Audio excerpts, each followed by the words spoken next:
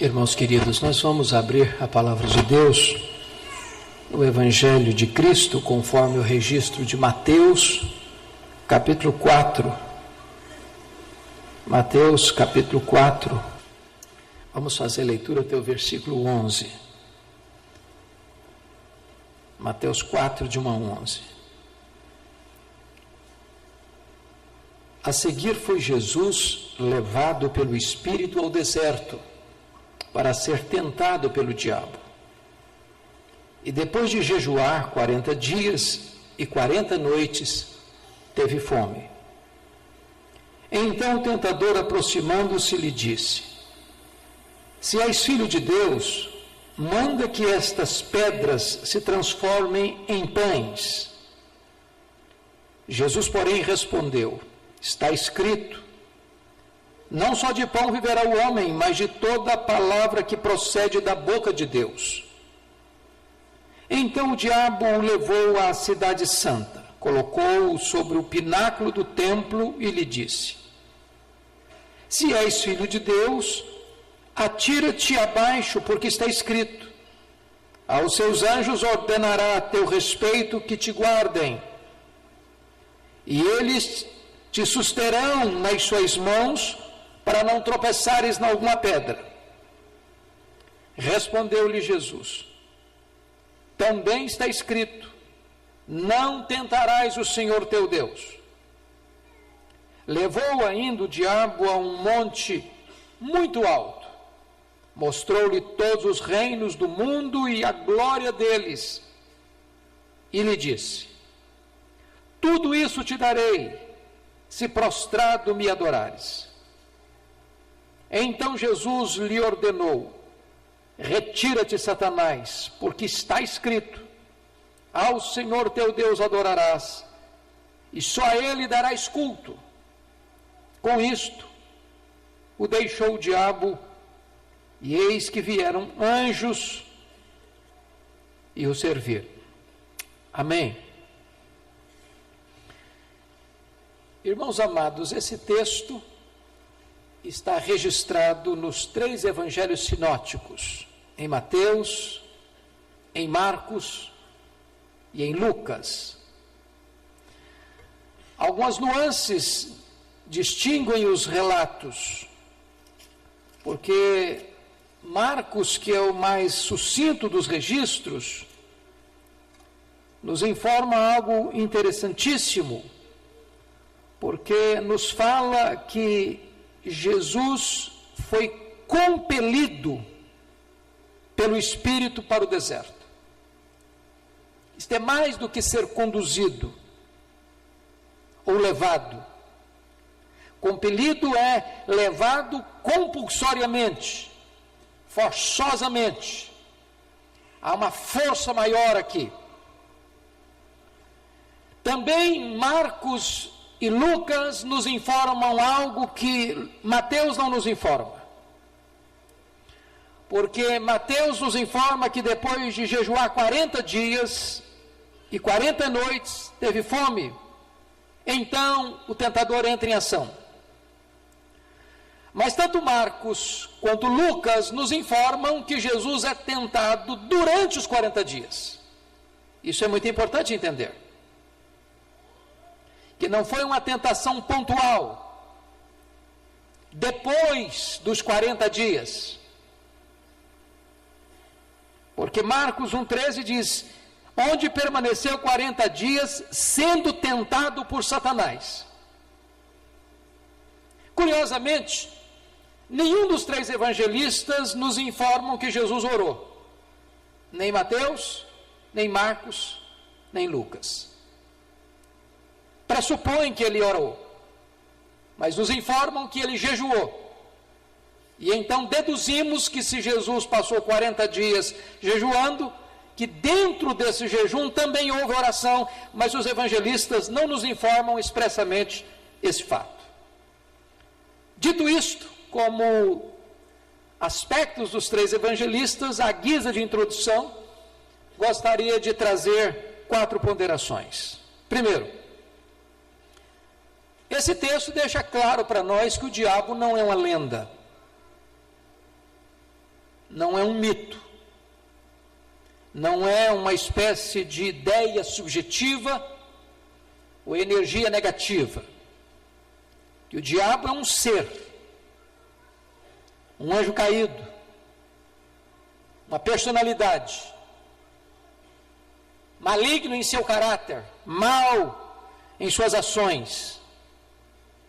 A Bíblia o compara a uma serpente astuciosa, a um leão voraz, a um dragão destruidor. A Bíblia o chama de príncipe deste mundo, Deus deste século. O espírito que agora atua nos filhos da desobediência. Ele age sem trégua, ele não tem descanso, ele sempre está em ação. A segunda coisa que é importante entender, à guisa de introdução, é que a tentação, ela é inevitável, inevitável. Deus teve um filho sem pecado, Jesus Cristo, mas não teve nenhum filho sem ser tentado. Todos nós sabemos o que é isso. Todos nós já passamos, ou estamos passando, ou passaremos por isso. É importante entender que não é pecado ser tentado. Porque o texto diz que foi o Espírito Santo quem compeliu Jesus ao deserto para ser tentado. E Mateus nos informa que ele foi levado pelo Espírito Santo para ser tentado. Alguns estudiosos, por não temerem a Deus e não estarem calçados com as sandálias da humildade, e nem vestidos pela fiel interpretação das Escrituras, blasfemam dizendo que o Espírito Santo estava em parceria com Satanás para levar Jesus ao pecado. A Bíblia não nos diz isso. Quando o Espírito Santo compele ou conduz Jesus ao deserto para ser tentado, não é para induzi-lo ao pecado, mas exatamente é para vencê-lo no seu território. Porque, se vocês perceberem, não é aqui propriamente Satanás quem está atacando a Jesus, é Jesus quem está invadindo o seu território. E invadindo o seu território para vencê-lo. Portanto, irmãos, é importante para nós entender uma coisa. Jesus nos ensinou a orar dizendo: livra-nos da tentação. Nós deveríamos entender que a tentação é algo que não devemos estimular, mas também nós devemos esperar. Devemos esperar. Terceira coisa, a tentação pode vir na sua, na minha vida, na nossa vida, nas horas mais esplêndidas da nossa jornada. Se não, vejamos. Jesus acabou de ser batizado no Jordão. Jesus viu uma das experiências mais incríveis do seu ministério, os céus abertos, Espírito Santo descendo sobre ele, o Pai falando das alturas: este é o meu filho, o meu amado, em quem eu me comprazo. Notem isso. Depois diz a Bíblia que Jesus Cristo vai para o deserto, é Lucas que nos informa isso, cheio do Espírito Santo. Cheio do Espírito Santo, conduzido pelo Espírito Santo, compelido pelo Espírito Santo. Em outras palavras, não houve nenhum intervalo entre a glória do batismo e a dureza da tentação. Não houve nenhum intervalo entre o sorriso do Pai no Jordão e a carranca do diabo no monte da tentação. Jesus saiu da água do batismo para o fogo da tentação. Nenhuma transição entre o céu aberto do Jordão e a escuridão medonha do deserto. O que significa isso? Significa que o fato de você ser um crente piedoso, cheio do Espírito Santo, que está sendo guiado pelo Espírito Santo, você não está isento de ser tentado a despeito dessas grandes e gloriosas experiências. Quarto lugar, o mesmo Jesus que venceu o diabo nos assiste quando somos tentados. E eu entendo, irmãos, que uma das razões por que esse texto está na Escritura é exatamente por isso. Para mostrar para nós que aquele que venceu o diabo no seu território, porque o melhor dos santos pode ser tentado pelo pior dos pecados, agora, como nosso sumo sacerdote, é poderoso para nos assistir e nos fortalecer também na nossa tentação. Em outras palavras, nós estamos entrando em um território onde o nosso irmão primogênito, onde o nosso irmão maior já entrou nesse terreno, já venceu Satanás e é poderoso também para nos assistir e nos fortalecer, para também nos dar a vitória. Então, dito isso à guisa de introdução, eu quero tirar aqui 3 lições. Primeiro, vamos ver as estratégias do diabo. Notem vocês que Satanás não se afasta de nós pelo fato de sermos filhos de Deus, nem pelo fato de estarmos cheios do Espírito Santo. A coisa que antecede essa experiência é que Jesus escuta: tu és o meu filho, e o Espírito Santo vem sobre ele, e ele é cheio do Espírito Santo. E aí entra em campo Satanás com a seguinte ideia: se és filho de Deus, primeira coisa, o diabo começa não com uma negação direta, mas com uma dúvida. O diabo é muito astuto. É claro que ele não chega dizendo para você algo que vai confrontar sua fé de forma direta. Ele começa com uma sutileza. Foi assim lá no Éden. É assim mesmo que Deus disse? Bota dúvida. Notem que Satanás ou o diabo põe em dúvida exatamente a verdade que Jesus acabara de ouvir no Jordão. Tu és o meu filho. E ele pergunta: se és filho. Terceiro, o diabo pôs em dúvida toda uma vida. Porque, na verdade, quando Jesus chega ao Jordão, chega com 30 anos. E até os 30 anos, Jesus teve plena consciência de que Deus era o seu Pai. Aliás, com 12 anos, ele disse isso lá no templo, para os doutores e para os seus pais.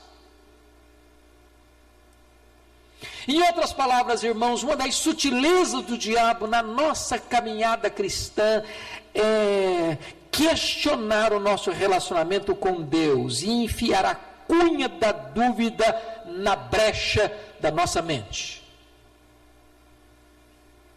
Segundo lugar, Satanás não deixa de nos tentar pelo fato de orarmos e jejuarmos. Eu disse para vocês que não está escrito nenhum dos 3 evangelhos que Jesus orou. Nós aprendemos desde criança que ele orou. E nós tiramos isso por inferência. Porque se ele passou 40 dias jejuando, pressupõe que ele orou. E o fato de Jesus ter orado e ter jejuado e estar cheio do Espírito Santo, não tirou dele a possibilidade de ser tentado. E vale a pena destacar esse ponto, tanto que Marcos e Lucas enfatiza que o diabo não o tentou depois de 40 dias de jejum, não. O diabo tentou durante os 40 dias de jejum.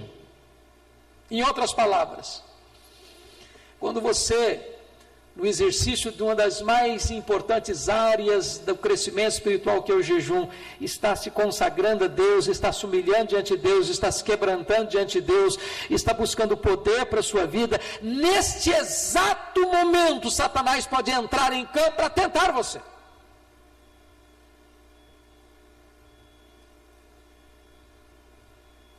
Quem não vigia, quem não ora, não consegue resistir a essa tentação.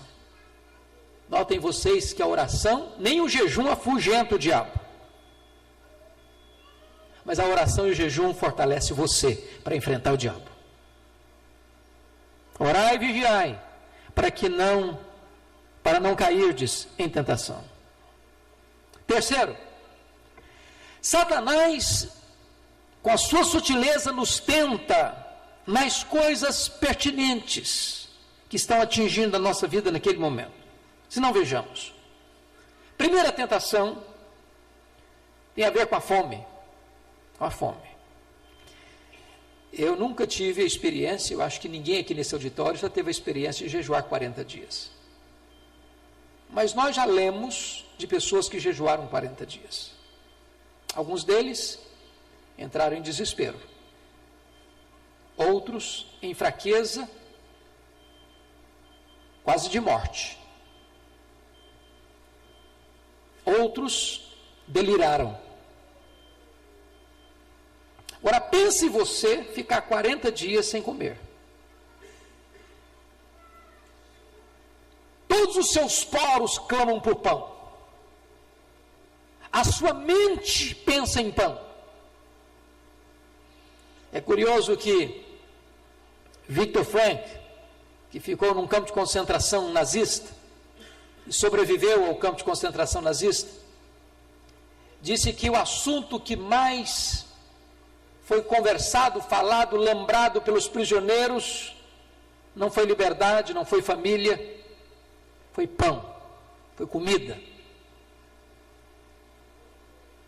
O diabo está exatamente tentando Jesus num momento em que tudo nele clamava por pão.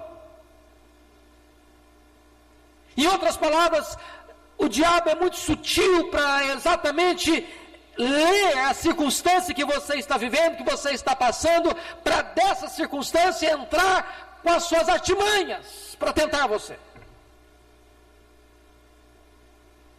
Não foi assim com Eva? Ela estava perto da árvore proibida. Não foi assim com Davi? Ele estava de janela aberta, olhando para o quintal do vizinho.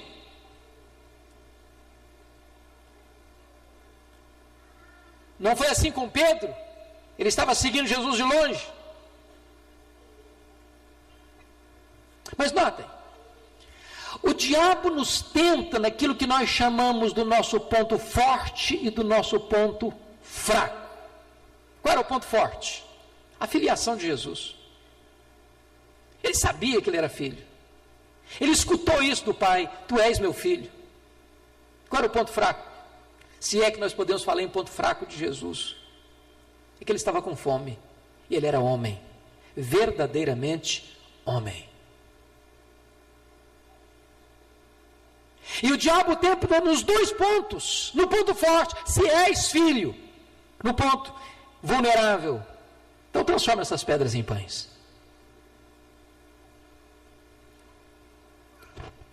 Quando é que nós somos mais vulneráveis? Quando nós nos julgamos fortes. Não foi esse o ponto de Pedro? Ainda que todos te deixem, eu jamais. Autoconfiança. Não foi isso que Paulo disse? Quando eu sou forte, é que eu sou fraco. Mas notem mais, irmãos, o diabo entra em campo aqui para questionar a bondade de Deus. Porque se Jesus estava num deserto, se Jesus estava com fome, se Jesus estava sozinho, se Jesus estava cercado de feras, entra aqui uma pergunta: se Deus é bom, por que o Espírito Santo te empurrou para isso? O que está passando por isso? E eu não sei se você já parou para perceber que quando você está passando uma crise, você é levado a questionar a bondade de Deus na sua vida. Não foi assim com os discípulos, quando eles estavam na tempestade no mar da Galileia? Mestre, não te importa que pereçamos? Não foi assim que os judeus pensaram acerca de Jesus quando Lázaro morreu? Não podia ele fazer alguma coisa para que esse homem não morresse? Se Deus é bom, por que eu estou passando por essa crise? Se Deus me ama, por que eu estou doente? Se Deus cuida de mim, por que eu estou desempregado? Se Deus é tão fiel, por que eu estou atravessando esse vale? E eu não sei se vocês se lembram do filme Deus Está Morto, o primeiro exemplar do filme, que aquele professor ateu, nas discussões com o aluno crente, chega um momento que ele confessa que o seu ateísmo decorreu do fato de ele ter esperado que a sua mãe fosse curada de câncer, e que já que Deus não curou a sua mãe de câncer, esse Deus então não é bom. Ele passou a odiar Deus.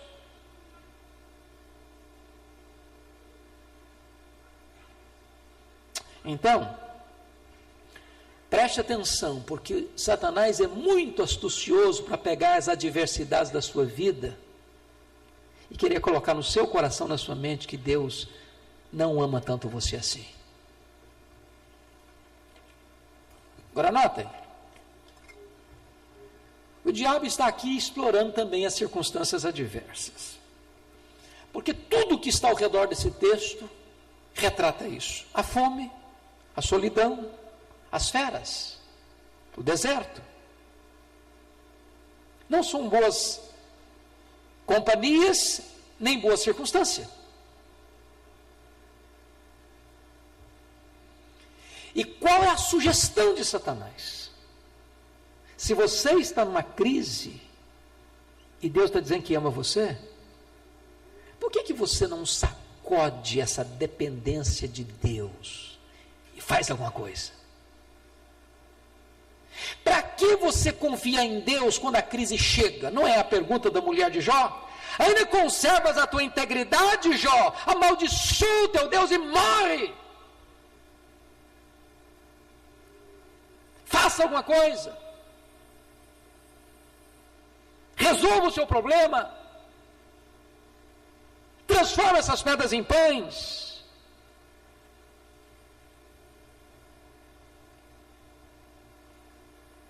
Talvez Satanás estivesse sugerindo mais. Satanás sabia que lá no vale, tinha muita gente com o estômago vazio, muita gente clamando por pão, que se Jesus transformasse aquelas pedras em pães, ele seria aclamado como um grande herói popular. Talvez Satanás estivesse sugerindo a Jesus a ter um reino de milagres, de pão sem cruz. Mas mais do que isso, o diabo sugere a Jesus a satisfazer imediatamente os seus desejos e necessidades. O prazer, comer é um grande prazer. Concorda comigo? Você quer coisa mais preciosa do que comer? Sobretudo quando você está com fome. Alguém disse que o melhor prato é a fome. Você come um prato de arroz com feijão gostosamente, se você está com fome.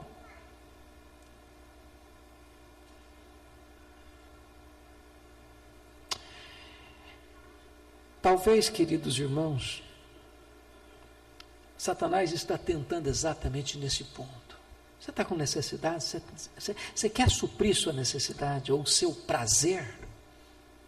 Faça. Não se reprima. Não é aí o tom da música popular? Não se reprima.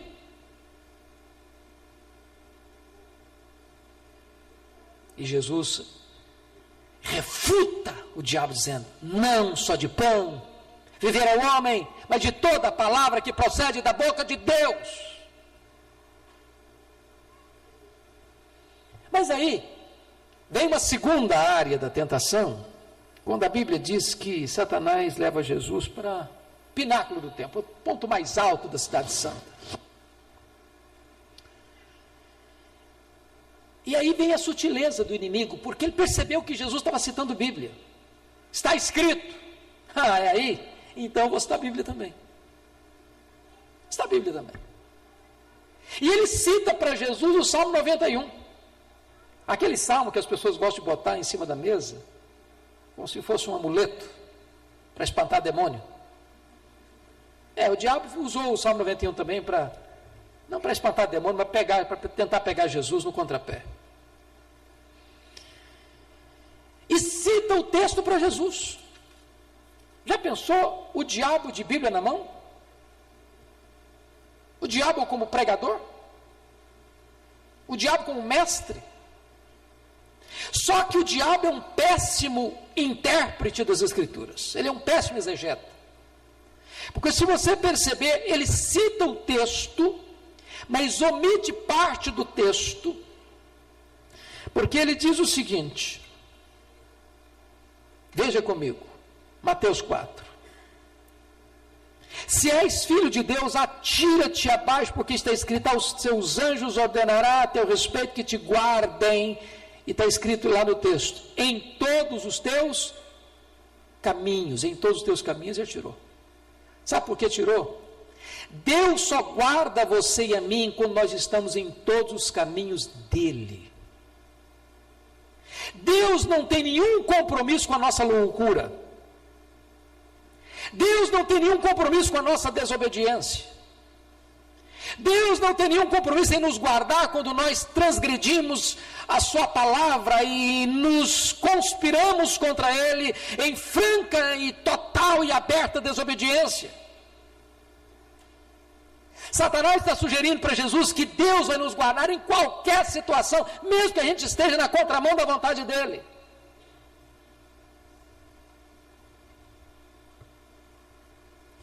Notem vocês que a proposta de Satanás aqui é de um milagre de exibição. Lança-te daqui para baixo. Não vai acontecer nada. Está escrito. Só que não foi bem isso que Deus prometeu.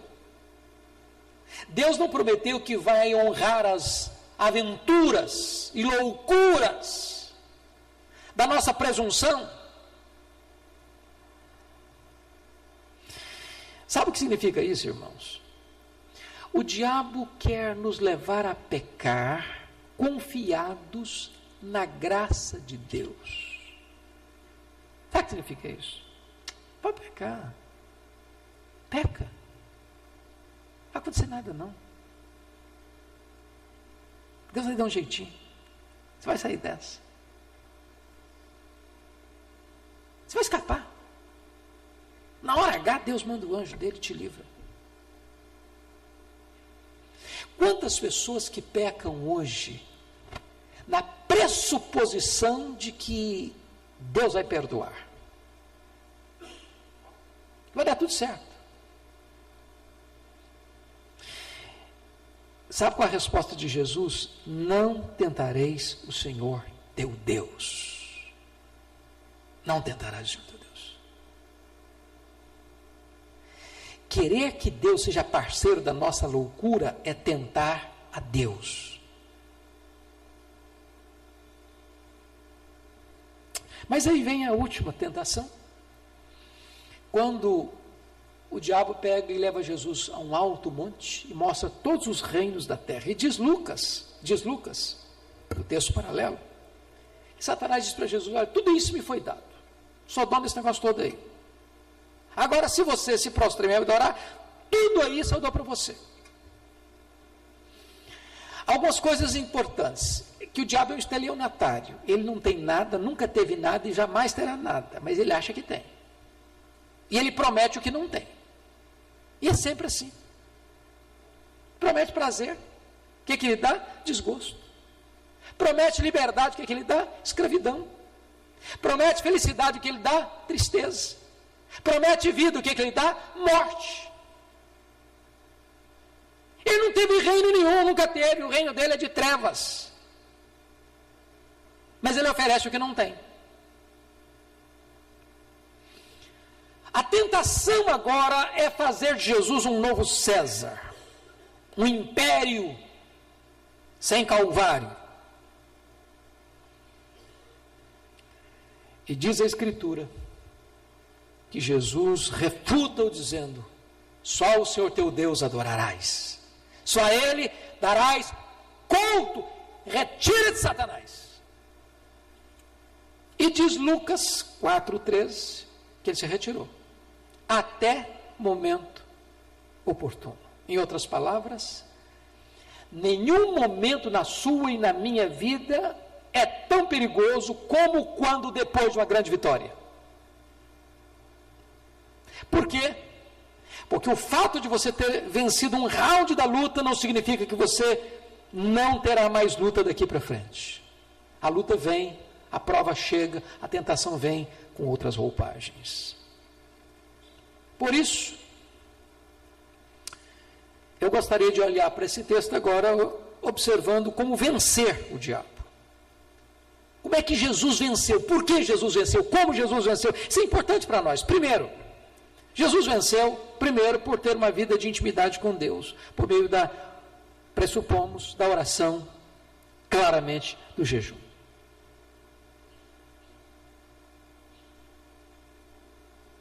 Irmãos queridos, a nossa geração é uma geração fraca espiritualmente. Porque a nossa vida pessoal de oração é fraca. Eu não sei, mas eu pergunto a você, e você precisa levantar a mão, responde para o seu coração. Quanto tempo você investe na vida devocional em 24 horas do dia? Onde fica a sua Bíblia na sua casa? Quanto tempo você gasta com a sua Bíblia na mão, dentro da sua casa? Segunda a sábado. Que tempo você tem para estar sós com Deus para orar? Qual foi a última vez que você jejuou? Como você classifica a sua vida de intimidade com Deus?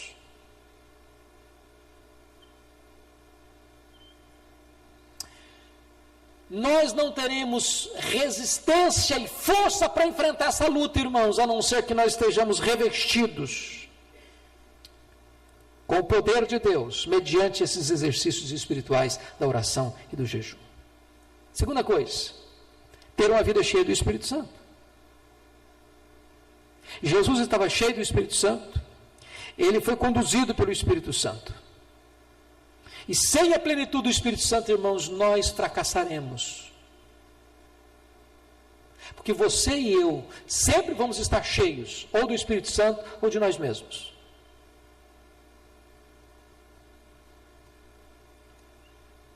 E eu faço essa pergunta a você hoje. Você está cheio do Espírito Santo? Há evidências disso na sua vida? Às vezes nós achamos que um crente pinguço é um escândalo, e é mesmo. É mesmo. Mas nós não ficamos escandalizados quando falamos num crente que não está cheio do Espírito Santo. E quando Paulo trata do assunto, ele dá duas ordens, uma negativa e uma positiva. A negativa é, não vos embriagueis. A positiva é, enchei-vos do Espírito Santo. O que é pecado aí? As duas coisas. Um crente bêbado está pecando. Um crente não está cheio do Espírito Santo está pecando também. A negligência espiritual é um pecado. E a nossa geração está cheia de muita coisa, mas muitas vezes vazia do Espírito Santo de Deus. Terceira coisa, por que Jesus venceu?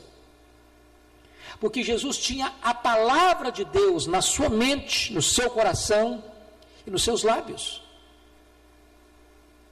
Irmãos, tem hora que não dá para buscar uma chave bíblica, não. Tem hora que não dá para correr lá na sua sala ou lá no seu escritório para abrir a Bíblia. Olha, está escrito aqui não. Você tem que ter no seu coração. Crente tem que memorizar a palavra de Deus. Tem crente que memoriza piada. Sabe 1000 piadas, não sabe um versículo da Bíblia. Tem crente que é especialista em partilhar nas redes sociais toda piada engraçada, mas não partilha um versículo da Bíblia. Na hora que a coisa pega, não adianta piada. Você tem que ter Bíblia na mente, no coração e nos lábios.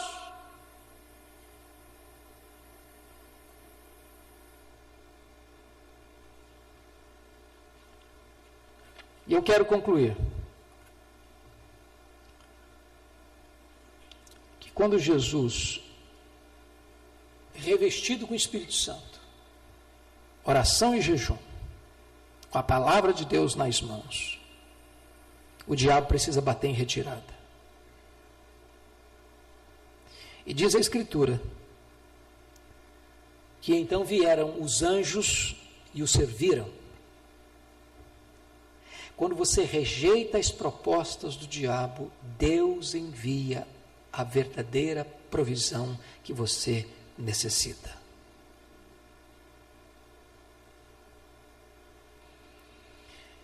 E é Lucas que nos informa isso.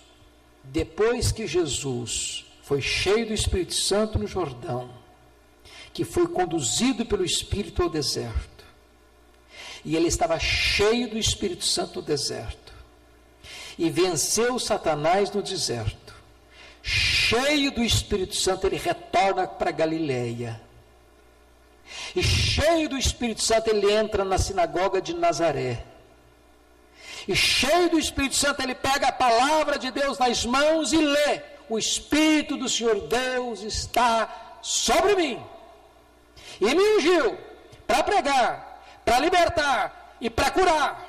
E nessa força, nesse poder do Espírito, ele realiza o seu ministério. E os doentes são curados, e os cativos são libertos,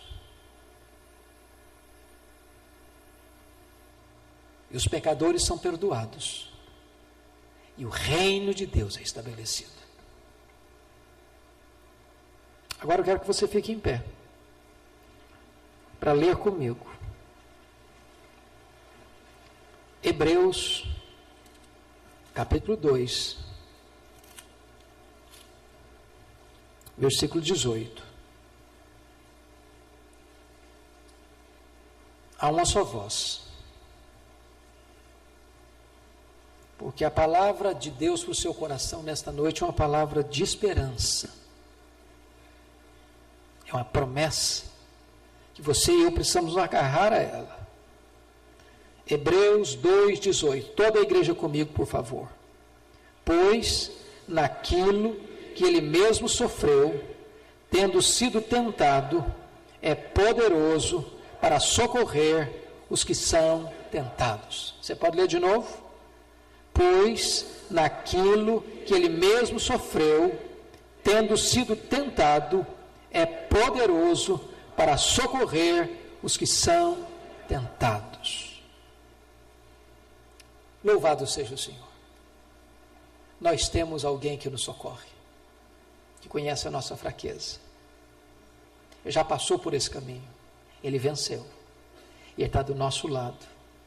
Ele é o nosso advogado, ele é o nosso Senhor, ele é o nosso Salvador. Ele se importa conosco, está pronto a nos assistir, a nos socorrer e a nos dar vitória.